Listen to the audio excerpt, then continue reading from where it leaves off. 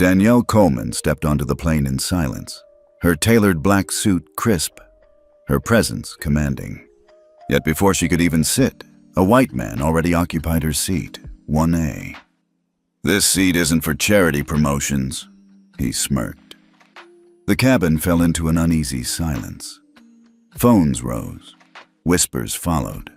What none of them knew was that this moment, one stolen seat, would ignite a nationwide scandal, unleash FBI raids, and topple one of the most powerful tech empires in America. But Danielle, she didn't flinch. She just reached for her phone.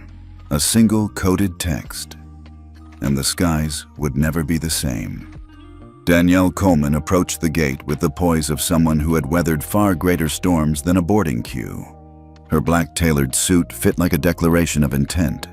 Dark sunglasses masked her eyes, but not her presence. Calm, deliberate, unshakable. Her boarding pass, tucked neatly in her gloved hand, read, "Seat 1A, First Class." The woman at the scanner gave a perfunctory nod as Danielle stepped through and onto the jet bridge. Inside the aircraft, the scent of leather and citrus lingered in the first-class cabin. The mood was hushed, efficient, until it cracked. "Excuse me, sir," a young flight attendant said hesitantly, standing next to a tall, broad-shouldered man in his late 50s who had settled comfortably into seat 1A. The man didn't look up. He simply waved a hand dismissively. "There's no issue. This seat's taken care of." Danielle paused.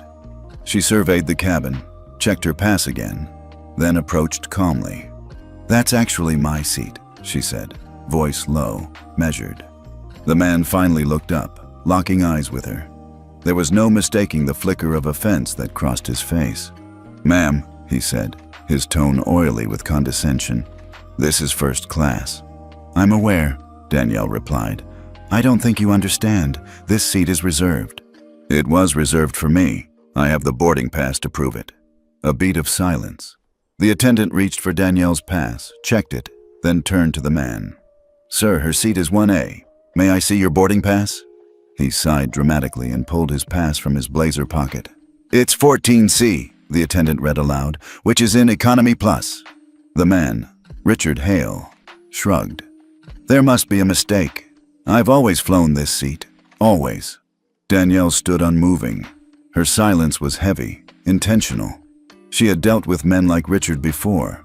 They didn't raise their voice, not at first. They raised doubt. She wasn't going to hand him that satisfaction. "I'm not moving," Richard said, settling deeper into the seat. "You can give her another spot, somewhere more suitable." He emphasized that last word like a verdict. The attendant faltered, unsure what to do. Behind Danielle, a ripple of awareness spread. Heads turned. A woman 2 rows back pulled out her phone. A man across the aisle glanced down and began recording discreetly. Danielle didn't blink. From behind them, another voice cut in, sharp, officious.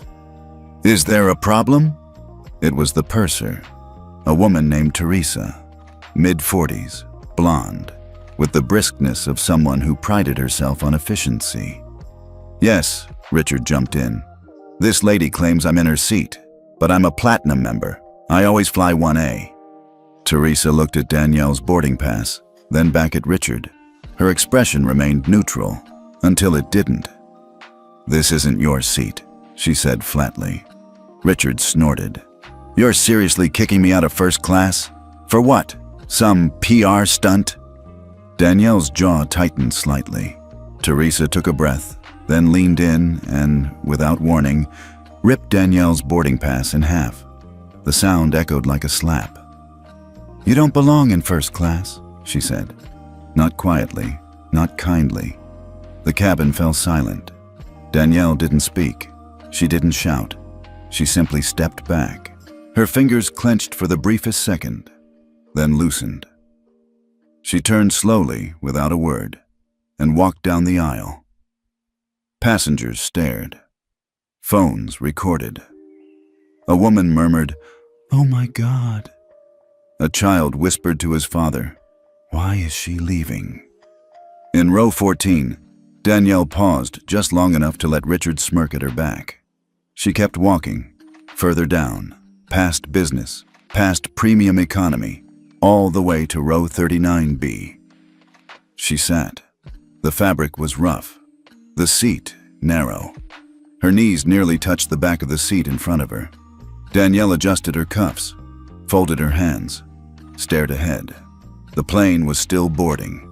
Nobody had come to explain, to apologize, to correct the blatant injustice. And she, Danielle Coleman, founder and CEO of Nova Mind, keynote speaker at the United Nations, advisor to the Department of Education, was sitting beside the rear lavatory like she didn't matter. Her phone vibrated. A message from her assistant. "Boarding delayed. Are you okay?" She didn't answer. A man in his 70s, seated across the aisle, observed the scene with quiet intensity, his posture straight, his suit modest but impeccably kept. He didn't say anything, but his gaze lingered on Danielle longer than most. Up front, the doors were closing, but before they sealed, another man entered hurriedly, tall with graying hair and a badge clipped to his breast pocket. Federal Air Marshal. He spoke briefly to the purser. Teresa's face paled, and from the speakers above, the captain's voice boomed with quiet authority. "Ladies and gentlemen, due to an unresolved issue, this aircraft will return to the gate. Please remain seated. Security will board shortly." The collective gasp that rippled through the plane was almost musical. Danielle didn't move. Phones went up again. Tweets were flying. Hashtags beginning to form. One seat, one woman, one insult too far. The plane wasn't in the air yet, but something far bigger had just taken flight. The low hum of the engines beneath Danielle's seat masked the tension thrumming through her veins. Row 39B wasn't just distant from the front of the plane. It felt like another world. She sat still, composed, even as her mind worked like a supercomputer with fire in its core. Every detail was being catalogued. Teresa's face, Richard's arrogance, the stunned expressions of the silent witnesses. Then her phone vibrated again. The screen lit up with a familiar face, Evelyn Moore, her grandmother. The call connected, and Evelyn's warm eyes filled the screen. She looked like she hadn't aged a day past 60, despite being 83. Her snow-white afro haloed her head like a crown. "Baby," she said, her tone clipped but concerned. "I saw the clip. You okay?" Danielle allowed herself a small nod. "They ripped my pass, Grandma. Said I didn't belong." A pause. Evelyn didn't blink. "Did she say it?" Danielle's jaw clenched. "Yes, word for word." Evelyn's expression darkened. "That woman, Teresa Wilkes?" Danielle nodded, a beat. Then Evelyn turned to someone off screen and spoke in hushed tones before coming back to Danielle. "That name has been flagged before. She was subject of an internal investigation 2 years ago. We received reports she was engaging in pattern-based removal of minority passengers from premium cabins." "What happened?" "She was cleared," Evelyn said bitterly. "Whiteout protocol." Danielle's eyes narrowed. "Grandma," her voice dropped low. "Are you saying she was scrubbed?" Evelyn exhaled slowly, as if releasing air that had been trapped for years. "You know your grandfather built Sky Sentinel, the AI oversight system for airline compliance." "I remember. I used to play with his voice code as a kid." "Well, he left you something in his will, one-use admin level clearance. It activates a portion of Sky Sentinel that was never meant to be seen by the public. That access was tied to your biometric signature." Danielle blinked. "You never told me." "It wasn't time," Evelyn replied. "But now it is." Her fingers trembled slightly as she tapped something on her screen. "I'm sending you the biometric key." Danielle's phone chimed. A file download request. Whiteout access. Sky Sentinel legacy key. One use only. Evelyn continued. "You'll only get one shot. Once the portal is opened, you'll have 5 minutes to pull everything. After that, the access self-erases and flags the user." "Flags me?" Danielle raised an eyebrow. "It's meant to protect the system from retaliation," Evelyn said. "But trust me, it's better to be flagged than to be forgotten." Danielle stared at the screen. One key, one chance. She glanced up toward the front of the plane, where Teresa Wilkes had vanished behind the first-class curtain. The woman's voice still echoed in her memory. "You don't belong in first class." That wasn't just prejudice. That was muscle memory. Something she had said before, to others, and she had gotten away with it. Danielle tapped the file but didn't activate it. Not yet. She ended the call with Evelyn and leaned back, letting her thoughts unwind, threading together past and present. She was 10 years old the first time she saw her grandfather, Thomas Mercer, tinker with the earliest version of Sky Sentinel in his basement. He'd been an ethics programmer for the FAA, and back then, most people laughed at the idea of artificial intelligence being used for fairness, not just surveillance. "Justice can't depend on opinion," he used to say. "It needs memory, perfect memory." Danielle had watched him code it, feed it case files, court transcripts, employee reports, and every civil rights complaint he could find. It wasn't just software. It was a monument to what he believed the system should be. And when he died, he left behind not just a system, but a way to make it listen. One override. One moment of absolute clarity in the fog of manipulation. Danielle had never thought she'd need it. Not until today. In the seat across the aisle, the old man from earlier, a wiry, silent figure in his 70s, was still watching. Not with judgment, but with the kind of curiosity that comes from living long enough to know when something is happening beneath the surface. Their eyes met for the briefest second, and then Danielle's phone vibrated once more. This time, it wasn't her grandmother. It was Marcia, her chief of staff. A message blinked across the screen. "Richard Hale is Executive VP at Ether Corp. Just confirmed. Also, their stock spiked 3% after your incident hit the news." Danielle stared at the message. Of course, this wasn't just a man too entitled to move. This was a tactical move. Ether Corp had tried and failed to poach Novamind's government contracts for years. Richard had motive, means, and now media coverage. She tapped to reply, thumbs swift. "Begin compiling a list of all premium cabin discrimination complaints over past 2 years across Delta, United, Jet Air. Cross-ref with Teresa Wilkes." "Already on it," Marcia texted back. "Also, someone in the terminal leaked that you were moved to row 39. Twitter is exploding. Hashtag she belongs everywhere." Danielle smiled, only slightly. It wasn't justice, not yet, but it was a start. She looked at the downloaded key again. It glowed on the screen like a loaded weapon. Whiteout protocol. Her grandfather had warned her. That system hides everything they don't want seen, and sometimes it erases people in plain sight. Not this time. Back in first class, Richard sat sipping champagne. The seat was comfortable. The silence around him, satisfying. No Danielle, no confrontation, no accountability. He smiled as he opened his email, flicking through updates from Ether Corp's legal team. But the smirk faded when he opened the live stock feed. Ether Corp stock was being hammered. Wait, what? He refreshed again. Price falling. Why? Then he saw it. A breaking story. Anonymous passenger reveals Richard Hale forced Danielle Coleman, CEO of Novamind, from first-class seat. Internal FAA probe may reopen. His blood chilled. Someone had leaked it. Someone important. And in row 39B, Danielle Coleman reached for her phone. Her grandfather had given her a key. She was about to unlock the truth. Danielle adjusted her cuffs. Fingers calm, but mind burning. She had the key. The biometric authorization file pulsed softly in her encrypted folder. One tap, and she could access the hidden logs of Sky Sentinel. She could expose Teresa's history, every complaint ever buried under internal discretion. But timing mattered. Once activated, it would leave a trace. And in Danielle's world, being flagged wasn't just a protocol. It was a target on your back. So she waited. From behind the curtain, first class hummed quietly, as if nothing had happened. The elite returned to their drinks, their recline, their casual dismissal of the drama they had just witnessed. But Danielle was not invisible anymore. Then came the soft voice of a fellow passenger.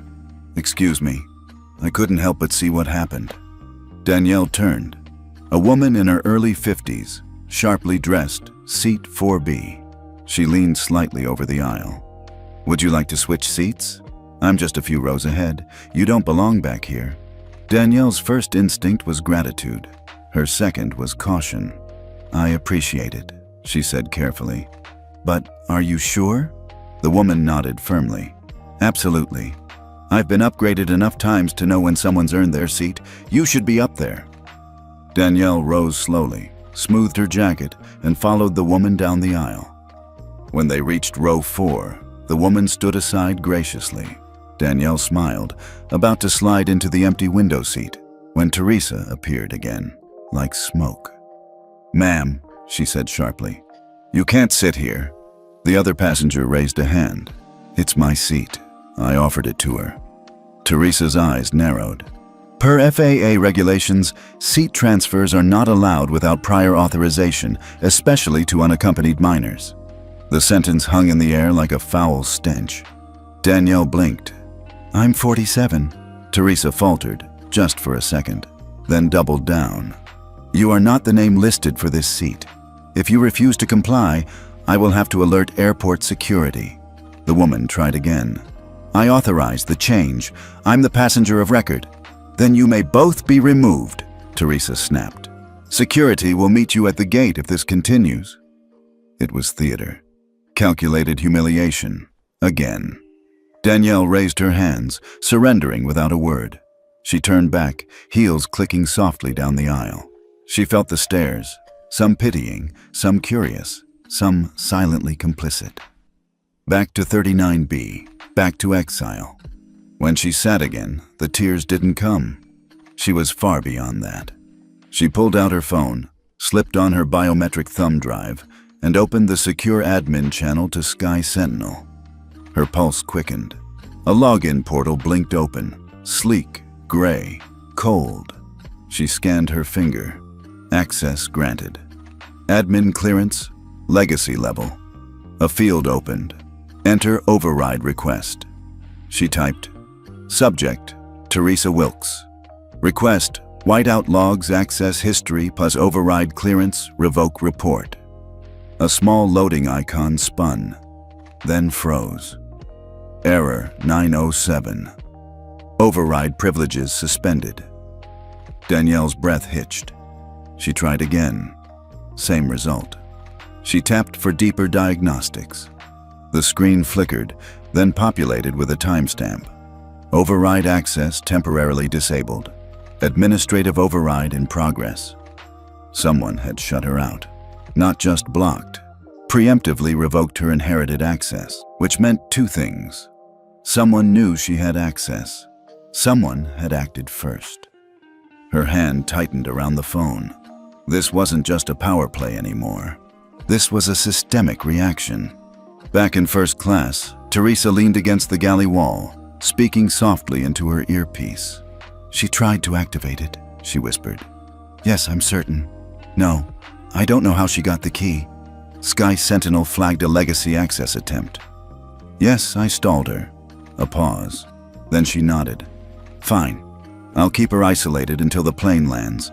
But if she tries again, I'll escalate." In row 39B, Danielle stared blankly ahead, her mind racing. Someone at the FAA, or beyond, had deliberately disabled a protocol only a handful of people in the country knew existed. Her grandfather's override, something locked away for years, had been recognized and cut off in real time. This wasn't just corporate sabotage. This was a network. It was engineered isolation. She glanced at her phone again. Her message to Marcia hadn't been answered. That wasn't like her. Danielle toggled into Novamind's internal systems. No response from her secure channel. No ping from Marcia's location badge. Just a red icon. Unavailable. encrypted silence active. Someone had jammed her own network. Danielle inhaled deeply, closed her eyes.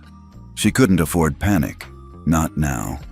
A seat change denied, an override revoked, a network silenced. Each move was precise, coordinated, strategic. But they'd made one mistake. They assumed silence meant surrender. In the aisle, the older gentleman from before quietly slipped a note onto Danielle's tray table. A simple, handwritten line. "You're not alone. Not everyone up front is asleep." He didn't wait for acknowledgement. He simply folded his hands and looked forward. Unreadable. Danielle read the note twice. A spark lit behind her eyes. She had no override, no allies nearby, no control, but she still had her name. And when the system tried to erase her, that was the only thing that ever mattered. Danielle sat motionless in 39B, her mind a storm hidden beneath still waters. Her fingertips hovered over her phone as she replayed the moment she'd been denied override access. Her birthright, revoked before she could even speak its name. The hush in the cabin was deceptive. She could feel the current shifting, not just inside the plane, but far beyond. Every second she delayed was a second her enemies advanced. And then, as if summoned by instinct alone, she opened the encrypted call app and selected the only contact that mattered right now, Evelyn. The screen lit up again, and her grandmother's face appeared, her silver halo of hair slightly frizzed with worry this time. There was no warmth in her expression, just steel. "They cut me off," Danielle said. Evelyn didn't look surprised. "I know. You knew they might intercept it." "I hope they wouldn't, but hope doesn't block power, baby. Power takes shortcuts. And systems like Sky Sentinel, they were built to be watched, even the parts we buried." Danielle's voice lowered. "Then what now? If I can't use the legacy key?" Evelyn leaned in, her voice turning into something that felt ancient and electric. "Then it's time for the road we never documented, the path only 2 people knew." Danielle's breath caught. "You mean the delegate bypass?" Evelyn nodded slowly. "The emergency channel your grandfather designed in case the core access was compromised. He never trusted the FAA completely, called it the shadow lane. It routes through local relay nodes, untouchable unless someone's sitting right on top of you." Danielle blinked. "You're saying I can bypass the main line from the plane?" "Exactly. Every plane manufactured after 2030 carries a backup Sky Sentinel ping node under the first-class galley. You activate it with the physical delegate code. It's not wireless, it's proximity-based. But I don't have the code." Evelyn's voice darkened. "Yes, you do." She tapped her earpiece, and a soundwave pulse traveled through the call. Danielle's tablet lit up instantly, unlocking on its own. A black screen with red letters bloomed open. "Emergency delegate. Local bypass activated." Danielle's heartbeat stuttered, then surged. "Grandma, go to the lavatory. Left side panel. Slide your thumb in the indent for 5 seconds. That activates the plane's node. You have a 10-foot radius. After that, the connection dies." Danielle's hand trembled slightly as she picked up the tablet. "Why didn't you tell me about this sooner?" "Because you weren't ready," Evelyn said quietly. Then her eyes hardened. "And because your grandfather was betrayed the first time he tested it." Danielle froze. "What?" Evelyn inhaled deeply, as though forcing herself to relive a secret long entombed. 10 years ago, just before he died, he gave someone else access. Not a blood relative, a mentee. Brilliant, charming, said all the right things about fairness, justice, equality. Your grandfather believed in him, until the man used that access to erase a whistleblower from FAA records. Danielle's stomach dropped. Who? His name was Julian Maris. The name thundered in Danielle's memory. Julian, currently listed as a senior innovation strategist at EtherCorp. Publicly affable, privately slippery. He'd interviewed Danielle once, years ago, posing as an ally. Now she understood why he'd known so much about her grandfather's system. Julian's the one who fed EtherCorp our expansion blueprints, Danielle whispered. He wasn't researching. He was stealing. Evelyn's eyes glinted. He's not just stealing now, he's setting traps. A long pause hung between them. Then Evelyn's voice grew soft. You asked why we never told you. That's why. But you're not your grandfather's mentee. You're his legacy. Don't let fear decide for you now. Danielle closed her eyes, exhaled once, then rose from her seat. She walked toward the rear lavatory, every step deliberate. Passengers glanced up, uncertain of her purpose. No one spoke. Inside, the light flicked on with a faint hum. The mirror showed a woman calm in appearance but burning inside. She crouched near the left panel, just as Evelyn instructed. Her fingers found the subtle indent. 1, 2, 3, 4, 5. A gentle click, then a ping. On her tablet, the screen shifted. Local node active. Sky Sentinel. Emergency log access enabled. Duration remaining. 0759. Query parameters. Enter subject name. Danielle didn't hesitate. Subject, Teresa Wilkes. Request, complaint logs, override history, internal investigations. The logs began to spill across the screen, line after line of data long buried. March 2038. Passenger ID 72001, ejected from flight, attitude inappropriate. June 2039. Passenger complaint escalated to management. No action taken. August 2040. FAA internal memo. Agent Wilkes shows bias patterns in seating disputes. Recommend review. Danielle's eyes burned as she scrolled. At the bottom of the feed, a final entry blinked. Override suppression authorized by Julian Maris, contractor, Ethics Ops, Ether Corp. Danielle didn't scream. She didn't gasp. But inside her, a fault line cracked wide open. Julian had embedded himself inside the oversight system, which meant this wasn't just personal. This was systemic. A coordinated campaign to undermine whistleblowers, erase dissent, and silence equity before it could speak. The tablet vibrated softly. Time remaining, 02 Honkai. She downloaded the logs into a quantum-encrypted folder, linked it to a one-click drop address, and backed it to her NovaMind legal server. 1 minute left. Danielle paused, then typed one final command. Subject, Julian Maris. Request, override history, conflict of interest links, access to whistleblower suppression logs. The screen flickered, but before the data could load, the node shut down. Access terminated. Node closed. Danielle stood, tablet held like a shield. Her reflection looked back at her, older than a moment ago, sharper than ever. She opened the lavatory door. The world outside hadn't changed, but she had. She was no longer a passenger. She was now a detonator. 6 minutes. That was all it took for an entire system to stutter. Gate 17, normally a picture of digital precision, suddenly fell still. The LED status board above the jet bridge blinked erratically before freezing altogether. The words, Flight 724, departing to Washington, D.C. vanished, replaced by a static error screen. Data not found.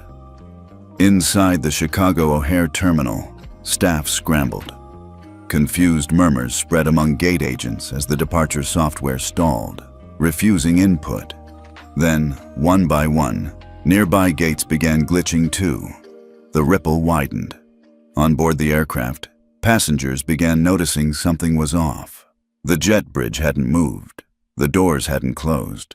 The captain hadn't made a single announcement since the earlier grounding. And in row 39B, Danielle Coleman knew exactly why. She hadn't crashed the system, she'd awakened it. Sky Sentinel's ethics module, dormant for years beneath layers of corporate policies and FAA red tape, had pulsed alive when she triggered the emergency delegate bypass. That one act hadn't just revealed hidden logs, it had broadcasted them. She didn't need override control anymore.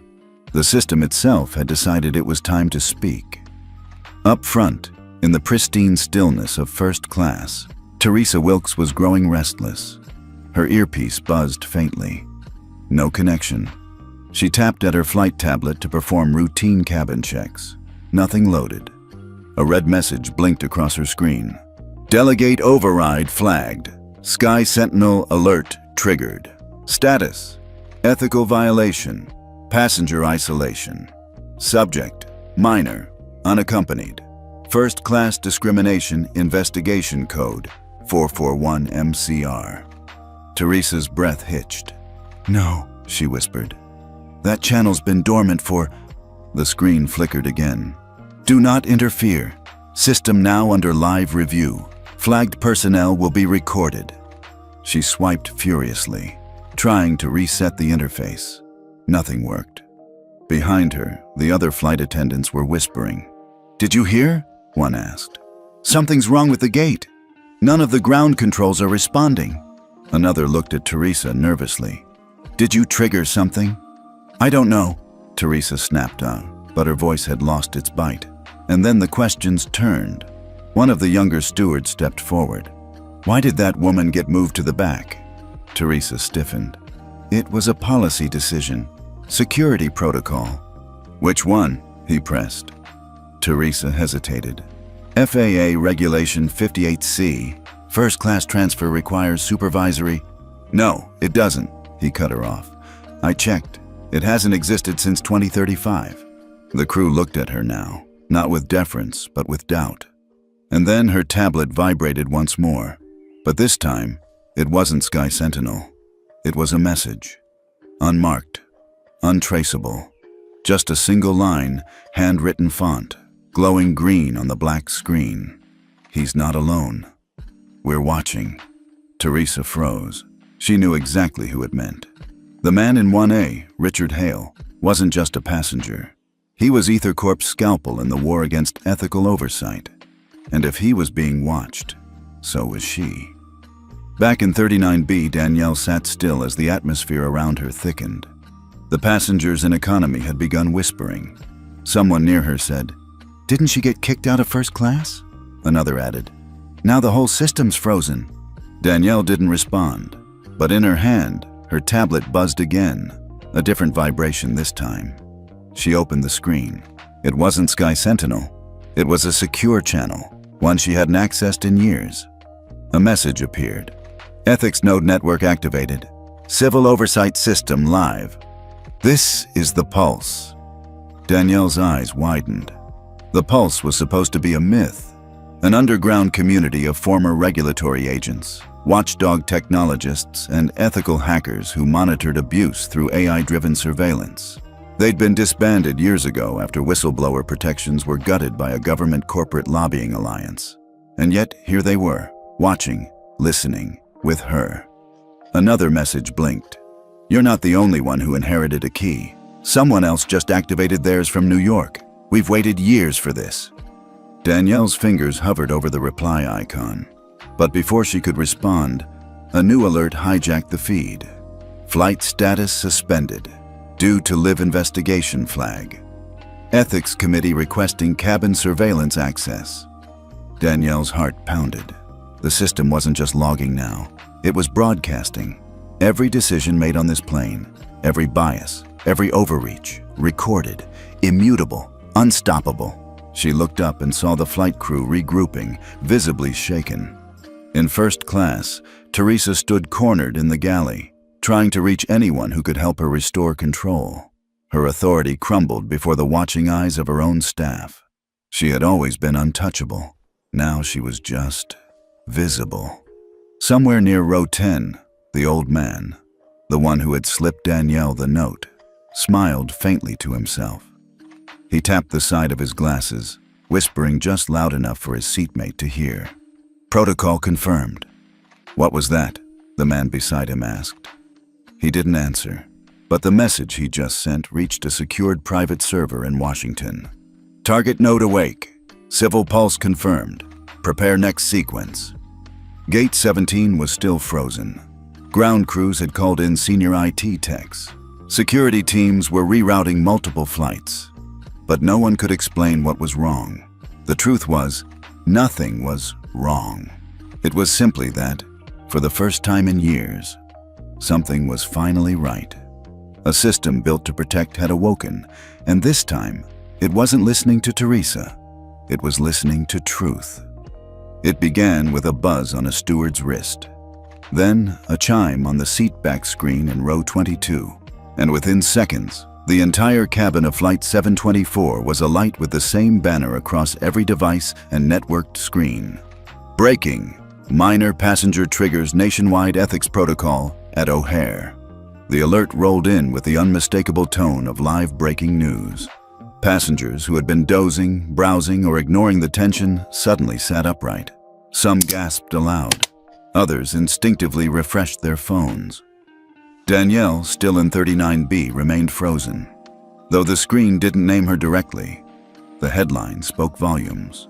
The world now knew something massive had happened, and that a single person had caused it.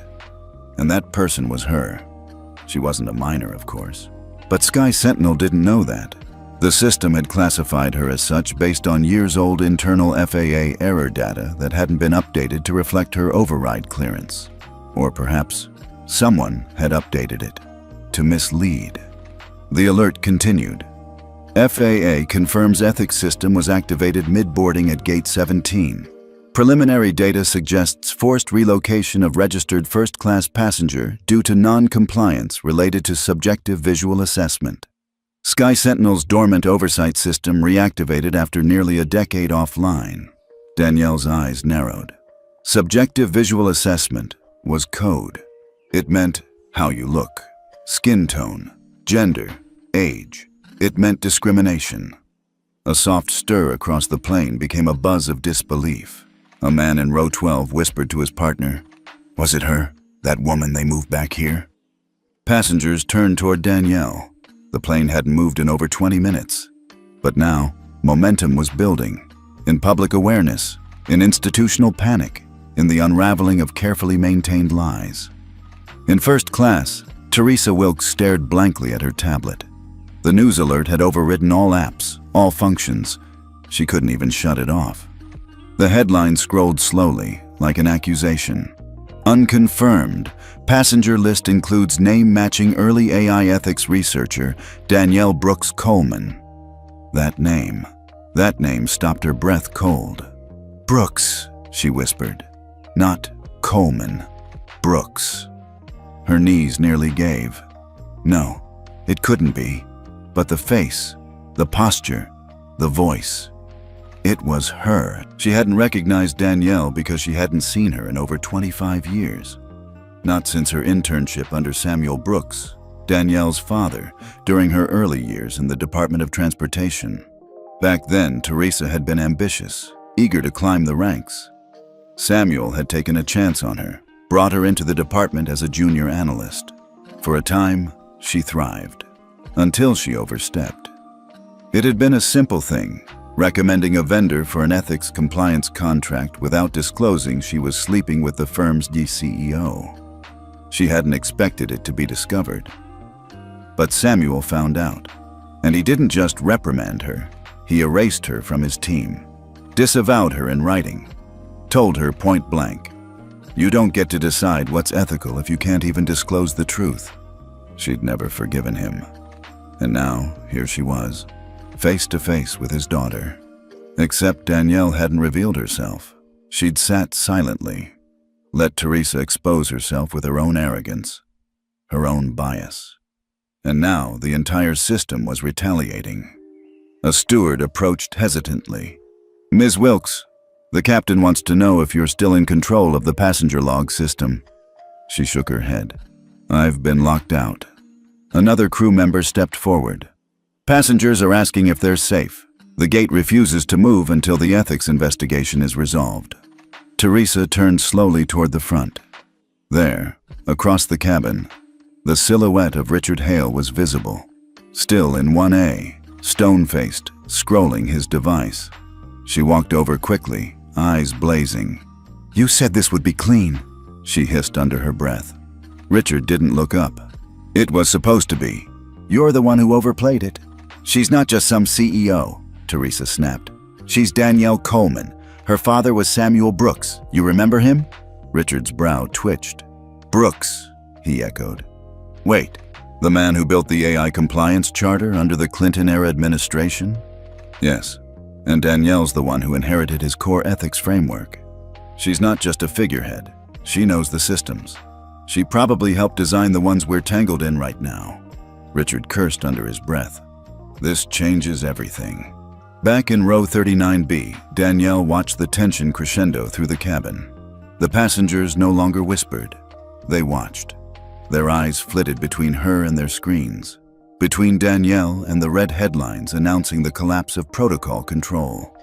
A child in the seat behind her leaned forward, whispering to his mother, "Is she the one who made the plane stop?" Danielle exhaled slowly. Not yet, but she would be. Her tablet buzzed again. A new notification, buried deep in the Sky Sentinel alert feed. Background flag. Subject ID, D. Coleman, D. Brooks access level. Legacy override contributor affiliation. Nova Mind, Department of Education. Civil Ethics Board. Below that, a second flag. Historical conflict record, Wilkes, Teresa. Terminated by S. Brooks. Ethics breach 2941. It was all there, now visible. No more shadows. Danielle smiled, just slightly. The ghosts of the past were no longer whispering. They were screaming. The tension in the cabin had crystallized. The atmosphere no longer held confusion. It buzzed with expectation. Something was coming. Everyone could feel it. Danielle stood. It was the first time she'd left her seat since the confrontation began. Her movements were deliberate, shoulders squared, tablet gripped tight like a gavel about to strike. She walked slowly down the aisle, every step a reclamation of space that had been denied her.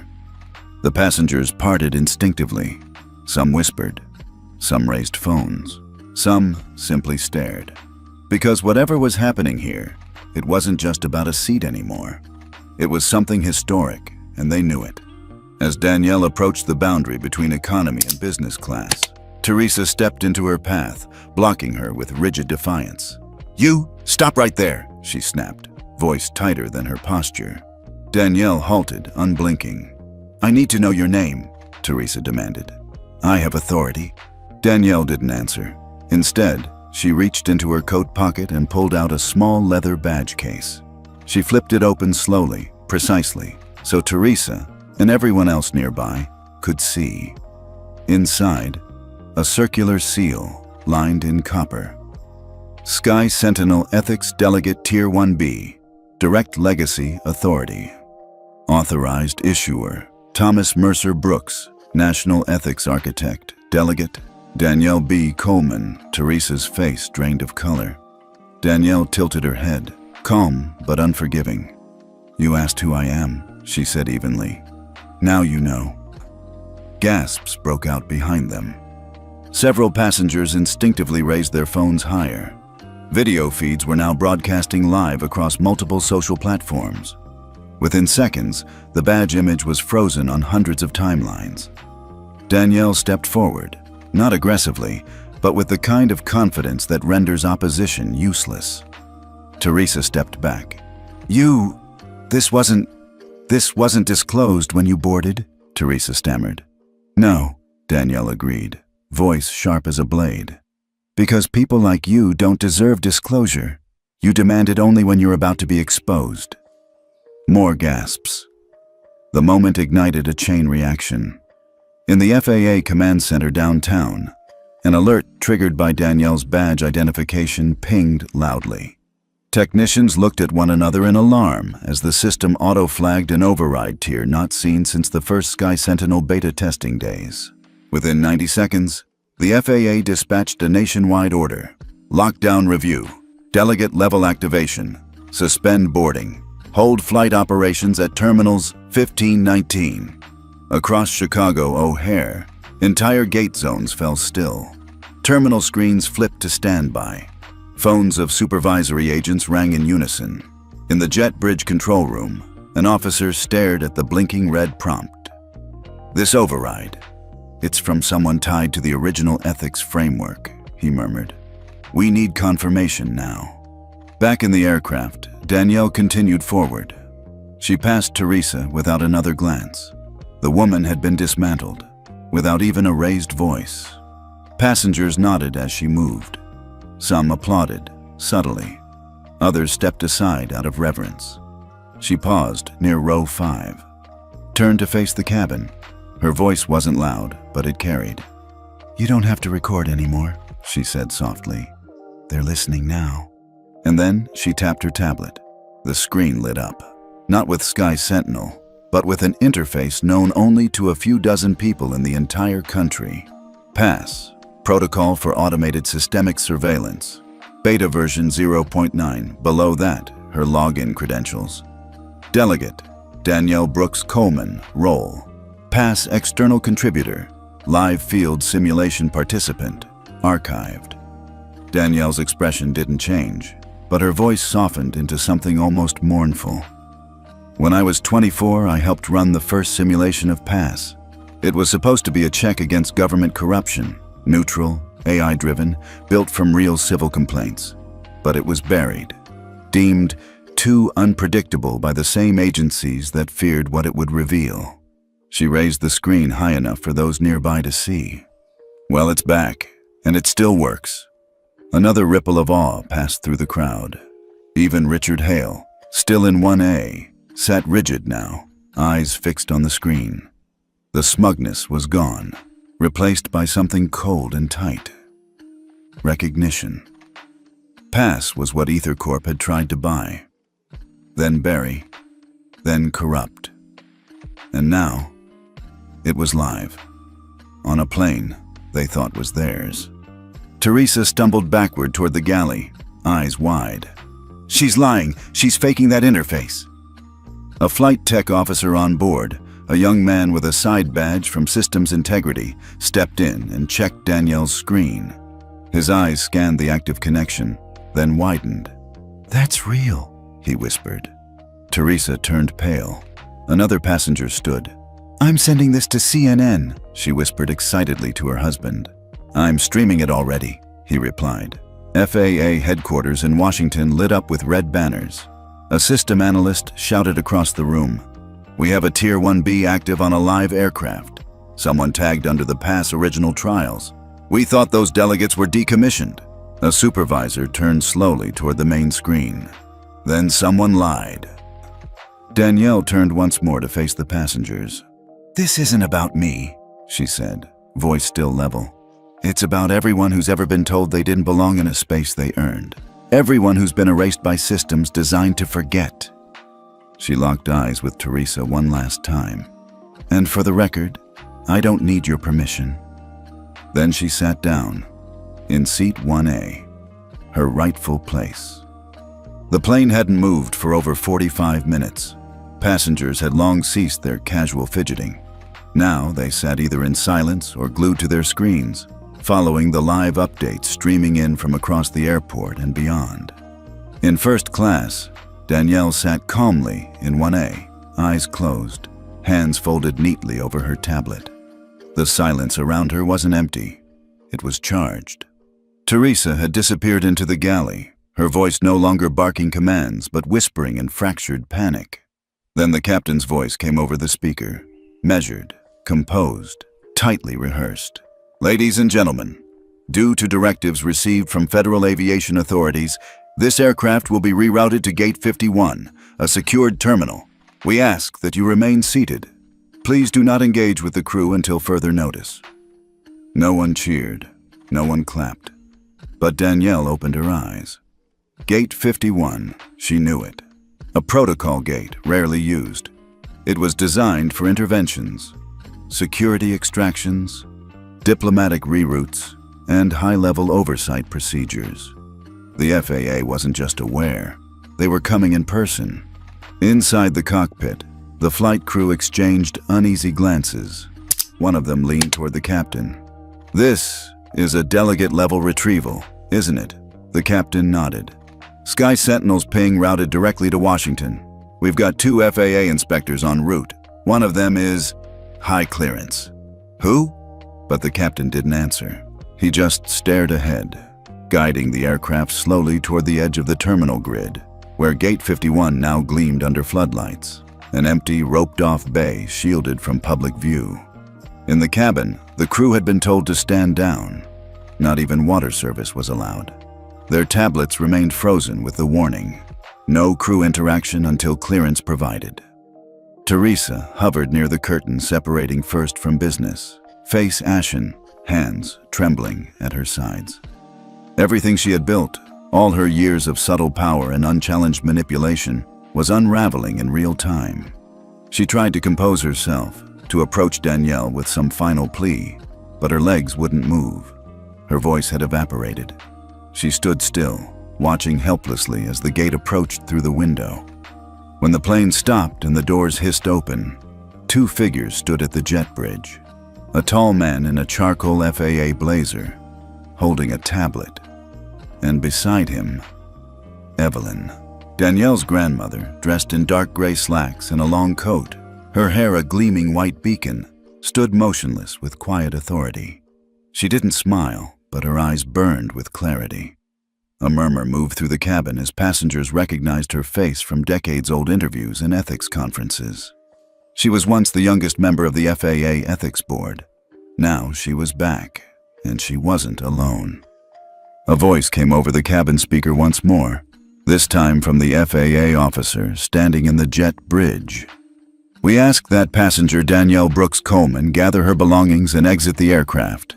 You will be met by federal representatives at the gate." Danielle stood. No fight, no grand speech, just a precise gathering of her coat, her tablet, and her badge. As she stepped into the aisle, a child reached out from the economy section. "You're brave," he whispered. Danielle looked down. "So are you," she replied, then walked forward. When she reached the galley, Teresa turned to face her. Their eyes met. Teresa tried to speak, tried to justify, to apologize, to beg, but no words came. Danielle paused, then gently stepped around her, not out of disdain, but because there was simply nothing left to say. As she reached the threshold of the jet bridge, Danielle finally saw Evelyn in full, and standing just behind her, the old man, the same one from row 10, the quiet observer, the note passer. Except now he wore a lapel pin, small, silver, almost unnoticeable. But Danielle saw it instantly, a stylized E within a shield. FAA Ethics Oversight Council. Danielle blinked. The man nodded once, and his voice, calm and commanding, echoed across the bridge. "Miss Coleman, thank you for your composure. What you've done today didn't just trigger an alert. It triggered a review that's been long overdue." Then he turned to Evelyn. "Delegate Brooks, we've reactivated pass observation mode. Full jurisdiction. Per your authority, we're placing Flight 724 under direct ethics inquiry." Evelyn replied without hesitation. "I accept responsibility for this delegate's actions, and I affirm that the behavior exhibited on board today reflects systemic failure, not isolated misconduct." She turned to Danielle. "You were never meant to carry this alone." Danielle's throat tightened. The officer beside them cleared his throat. "We'll be interviewing crew members and retrieving flight data immediately. The plane will remain grounded until formal statements are collected." Passengers could now be seen pressing against the windows inside, phones still recording.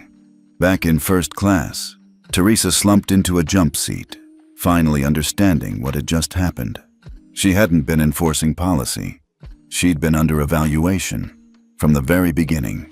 And the man she had ignored, the one she'd assumed was just another old face in an aisle seat, had been watching everything, quietly, legally, with full oversight authority. Her career was over, but more than that, her impunity was dead. Outside, the cold wind blew through the jetway. Danielle stood beside her grandmother, the ethics officer still quietly typing on his tablet. A silence hung between them. Then Evelyn turned to her granddaughter. "You see what happens when the system tries to erase you?" she said. Danielle nodded. "You don't disappear," Evelyn whispered. you illuminate. At precisely 8:43 a.m. Central Time, the Northlake Airlines corporate office, a 62-story glass tower in downtown Chicago, received an unmarked transmission from the FAA. Subject line: Immediate compliance request. Ethics alert, Cascade, code red. Within minutes, the building's executive floors entered lockdown mode. The CEO, Martin Kelshaw, had just stepped into a breakfast meeting with investors from a Saudi sovereign fund when his assistant burst in, face pale, tablet shaking in her hand. "Sir, it's Sky Sentinel." Martin blinked, lowering his coffee. "Excuse me?" "Flight 724. It triggered a live delegate override. Ethics Command has frozen all gate systems in Terminals 15 through 19. The entire FAA Oversight Division is active." He didn't need to hear more. His hand moved instantly to his phone. His voice dropped to a whisper. "Secure line. Legal, ethics, and PR. Now." But the screen wouldn't respond. A red alert blinked. "Network temporarily suspended by Federal Oversight Directive. Code 1B. It had begun. All across Northlake's internal network, terminals locked up. Booking systems froze mid-input. Automated gate scheduling failed. Thousands of passenger itineraries were dumped into limbo. And then came the ripple. By 8:50, partners across the airline's ecosystem, code-share allies, aircraft lessors, fuel suppliers, began pinging emergency lines. "Is your system down? Why are terminal boards showing manual overrides? Is it true a delegate override was triggered mid-flight?" Then came the real blow. Contract dissolution notices. Northlake's largest tech infrastructure partner, a European data cloud conglomerate, invoked a breach clause. "We cannot align our reputation with systems under federal ethics investigation," the message read. By 9:10, the board's private WhatsApp group had exploded with chaos. One word repeated over and over: Coleman. Meanwhile, in the secure FAA Ethics Ops room, Danielle sat quietly with Evelyn and the ethics officer from the plane, now introduced as Agent Marcus Halverson, chair of the FAA Internal Accountability Division. Halverson adjusted his glasses as a data feed rolled across the massive screen behind them. "This isn't just about one flight," he said. "Flight 724 triggered the ethics review cascade. Sky Sentinel is now cross-referencing the employee history of all flagged personnel from the past 5 years." A secondary window opened on the screen. Employee record, Wilkes, Teresa. Danielle leaned forward. A timeline populated. May 2040. Passenger removal due to unruly tone. Complaint filed. Deck 2040. Allegation of racial bias in seating dispute. Quietly closed. July 2041. Minor passenger relocated without guardian consent. Report suppressed. Each incident had a final tag. Cleared by supervisor override. E. Mallory. Danielle's eyes narrowed. She turned to Evelyn. "Do you know that name?" Evelyn's expression didn't change. "Ernest Mallory, Vice President of Operations at Northlake." Twist. Danielle stood, rage simmering. "He's her protector, the one who kept her record clean." Halverson nodded. "And we just got confirmation that Mallory's office is currently under active audit. The trail from Teresa leads straight to him." Danielle exhaled slowly. "So this wasn't incompetence?" "No," Evelyn said flatly. "It was design." At Northlake HQ, Martin Kelshaw sat in stunned silence as his compliance director whispered into his ear. "Teresa Wilkes has been flagged 3 times. Internal records show override tags signed by Mallory. That puts senior leadership in direct ethical violation." Martin buried his face in his hands. "How bad is it?" he asked. The answer came not from his team, but from the live news screen behind him. Breaking: FAA launches full-scale audit of Northlake Airlines. Multiple executives under ethics probe. Photos of Teresa, Mallory, even a blurred shot of Richard Hale from first class. Headlines screamed in sync. Another alert rolled in. Senate Subcommittee announces emergency hearing on FAA oversight failures and delegated authority suppression. Martin looked up. They're going to bring us in front of Congress. His assistant nodded. And Danielle Coleman will be the star witness. Back at the secured gate, Danielle stared out the tinted glass windows, watching as airport vehicles redirected planes away from their terminal. Halverson stood beside her. "Coleman," he said quietly, "you didn't just activate a protocol. You activated memory, the kind we tried to suppress because it held us accountable." Danielle didn't speak. He continued, "Pass, Sky Sentinel. Your grandfather's systems weren't built to be perfect. They were built to remember what institutions want to forget." Danielle finally turned. "Then remember this. I'm not here to bring anyone down. I'm here to make sure no one like me gets erased again." Far above the tarmac, in a sealed server room 3 floors underground, Sky Sentinel's Ethics Pulse dashboard ticked silently. Each flag, each override, each suppressed report, resurrected. And blinking red at the top of the queue, Wilkes, Teresa, Mallory, Ernest, systemic collusion. Danielle's legacy had gone live. The media storm was deafening. By the end of the day, Danielle's name trended on every major platform across the globe. Flight 724, #Sky Sentinel awakens, and most notably, #39B, surged past 1 million mentions within hours. But Danielle herself was nowhere to be found. Her legal team fielded requests from the New York Times, CNN, The Guardian, even the BBC. Talk shows speculated about her past, her childhood, her father's legacy. Everyone wanted the same thing: a statement, an interview, a single soundbite. But Danielle declined them all. She stayed silent. Until the forum post. It appeared late that night on a hidden thread within Ethics Circle, a moderated digital community reserved for current and former civil servants, whistleblowers, and ethics engineers. Anonymous by default, the forum had remained free of noise, a rare sanctuary of depth in an otherwise reactionary internet. That evening, a new thread appeared, posted by 39B title, "They Forgot Who Built the Sky." The post was only 137 words long. No hashtags, no links, no self-reference. Just this: "I didn't wake the system because I wanted attention. I did it because they forgot. They forgot that oversight was created by hands like mine, by minds like my grandfather's, by those who believed no child should be removed for being too brown, too young, too silent. They forgot that the codes they buried were written by people who knew silence was a weapon. They forgot who built the sky." I reminded them, not with noise, not with rage, just with truth. From 39B.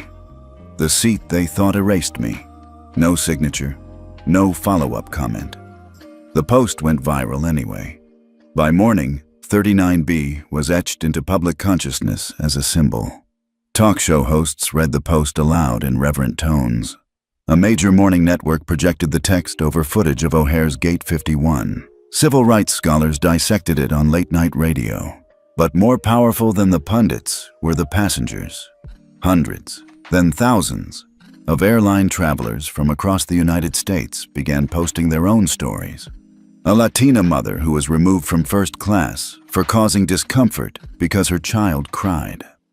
A black veteran denied boarding during pre-check because his military ID looked unofficial. An elderly Asian couple relocated for balance reasons during turbulence, though their assigned seats were unused. Each post ended with the same tag, number 39B. Danielle watched it unfold, not from a stage, but from her apartment in Chicago. Bare walls, black coffee, her tablet on mute. She hadn't meant to start a movement, but sometimes the truth, when whispered from the back of the plane, became louder than 1,000 speeches from the front. The message also spread to places Danielle never expected. In a suburban high school outside Minneapolis, a civics teacher printed the 39B post and gave it to her 10th grade students. One of them, a quiet Somali American girl, highlighted the words, They forgot who built the sky and turned it into a poem. In a union hall in New Jersey, airport baggage handlers read the post aloud at their monthly meeting and passed a motion demanding implicit bias training for gate staff. Even inside the FAA's own internal messaging system, the post circulated as an anonymous memo. Several senior agents marked it required reading and quietly forwarded it to directors. Despite everything, Danielle didn't make another statement. No press conference, no social post, no TED Talk. She didn't need to, because the message wasn't about her name. It was about the seat, about every moment someone had been told they didn't belong where they'd earned the right to be. 1 week later, a news anchor closed her segment with a striking image. A child's drawing submitted anonymously to a local news station. It showed a plane in the sky, flying above a large number painted on the ground. 39B. At the bottom of the page, in uneven handwriting, was a caption. "This is the seat where the sky remembered." Danielle closed her tablet. She stood quietly, looking out her window over the quiet Chicago skyline. For the first time in days, her chest wasn't tight. Her pulse didn't race. She wasn't calm, exactly, but she was still.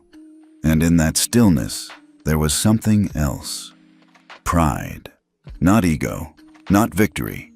Just the quiet pride of someone who had told the truth and been heard. The rotunda of the U.S. Capitol stood still under morning sunlight.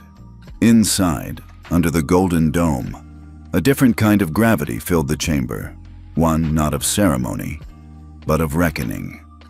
The vote had been cast. The numbers displayed on the screen above the Senate floor: 87 yeas, 13 nays.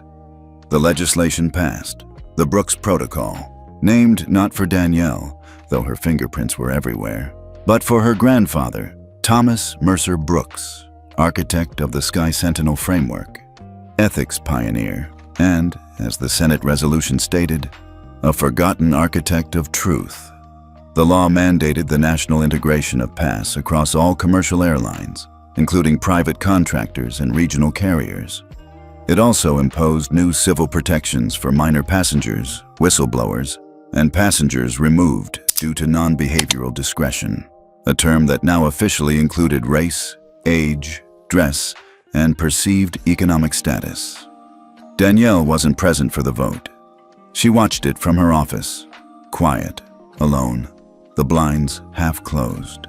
Her tablet showed a live stream of the Senate chamber, but her eyes were focused on the footnote in the bill summary.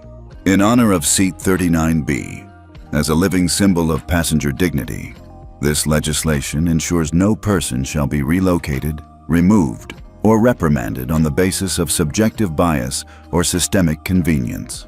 In a symbolic move, Northlake Airlines issued a press release hours after the bill passed. As part of our commitment to transparency and growth, Northlake Airlines will designate seat 39B as a permanent, non-reservable location on all flights. It will remain unoccupied in honor of passengers whose dignity was once deferred. The seat will serve as a reminder, visible, present, and untouchable. It wasn't performative this time, because they weren't leading. They were catching up. On the ground, in airports across the country, changes began to take shape. Flight attendants received updated protocols, now co-developed with civil rights advisors. Kiosks at check-in counters displayed a new message on every screen. Your dignity is not negotiable. If you believe you were treated unfairly, PASS will listen. Security staff began mandatory training with virtual simulations featuring AI-generated reenactments of bias-based removals, some based on Danielle's flight. And the ethics terminals, long dormant in airline ops centers, blinked back to life. A single phrase pulsed across every screen. PASS. We remember what was forgotten. In the media, Danielle had again vanished from the headlines. She no longer granted interviews. When asked, her team offered polite but firm refusals. The story isn't about her anymore, her chief of staff told NPR. It's about the people who now get to stay in the seats they paid for. It's about the passengers who no longer have to prove they belong. Yet she wasn't invisible. At one point, a journalist from The Atlantic tracked down her mentor, Evelyn Brooks. In the interview, Evelyn said something simple. She didn't want to be the face. She wanted to be the moment. And she was. In an unexpected gesture, the FAA unveiled a permanent digital exhibit in their Washington, D.C. headquarters. Inside, among photographs of historic aviation reforms, one glass case displayed a passenger seat, plain, navy blue, economy class, labeled only 39B, O'Hare, Flight 724. Beside it was a line etched into the wall. They forgot who built the sky. I reminded them, 39B. No name, no photo, just the message. Back in Chicago, Danielle stood on the jet bridge of a newly christened Nova Air aircraft, her startup's pilot project in partnership with several social impact investors. The aircraft wasn't massive, but it was designed with an embedded ethics AI from day one. No override buttons, no buried logs, just transparency. Inside, near the front, a seat bore a golden plaque, reserved for every passenger who stayed quiet too long. She ran her hand gently across the armrest. A technician approached, tablet in hand. "We're ready for the test flight," Danielle smiled. "Then let's fly." Later that evening, as twilight settled across the city, Danielle found herself walking alone in Millennium Park. No bodyguards, no team. Just her thoughts and the sound of late spring wind weaving between the buildings. She sat on a bench and opened her phone, not to check alerts, but to revisit one old post. 39B. She reread her own words, still pinned at the top of the forum, and below it, a new comment had appeared. Simple, quiet, anonymous. "I stayed quiet on a bus once, in the back row. You gave me the courage to never do that again." She didn't respond. She didn't need to. Because sometimes, the loudest thing a person could do was not move, not shout, not fight, but simply stay where they belonged. And when they did, everything else had to adjust. Danielle Coleman stood in the dim light of her grandfather's old study, a room she hadn't set foot in since he passed. A faded Persian rug lay beneath her feet, and along the walls, rows of leather-bound ethics journals covered in elegant copper leaf lined the shelves. The window blinds were half open, allowing thin slats of afternoon sunlight to slice through the room, illuminating the floating dust. She wore a crisp white shirt and a thin navy tie, her tribute to him. As she slipped into the leather swivel chair that had belonged to Thomas Mercer Brooks, she felt both heavy and light at once. Heavy with the weight of legacy, and light with the certainty that she'd finally done what needed to be done. She closed her eyes and remembered his voice. "Justice is not comfortable," he used to say, "but it demands presence, even in stillness." The memory shifted as a notification pinged softly on her tablet. A live stream. It was the dedication ceremony at O'Hare's Gate 51. A crowd gathered around a bronze plaque shining under the floodlights of early evening. A woman's voice read out the inscription, "Dignity doesn't have to shout. It just has to remember."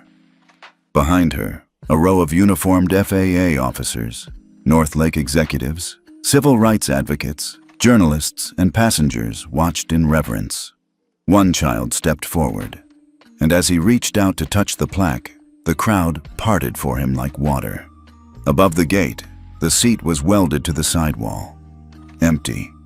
A seat no passenger could claim. Danielle watched as the camera panned to a boy, perhaps 7 years old, in a snug mustard sweater. He looked to the flight attendant standing beside him and asked in a soft voice, "Why's this seat always empty?" The attendant offered a gentle smile, her eyes glistening. "Because once," she replied, "a quiet boy reminded the world what it meant to matter." Danielle exhaled quietly.